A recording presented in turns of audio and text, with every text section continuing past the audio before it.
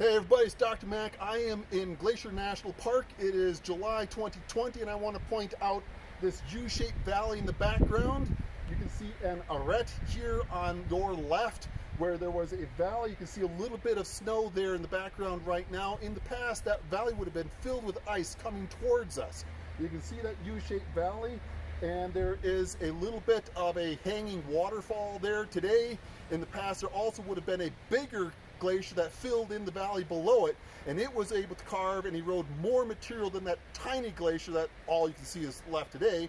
And so that tiny glacier couldn't erode as fast, and the big glacier cut off that valley, and we get a hanging valley with a hanging waterfall. We see the remains of a glacier today in this U-shaped valley. We see an arete where there was a glacier on one side, a glacier on the other side, and if you come right over here again, and you might even see this U-shaped valley even better way down here just off to the side.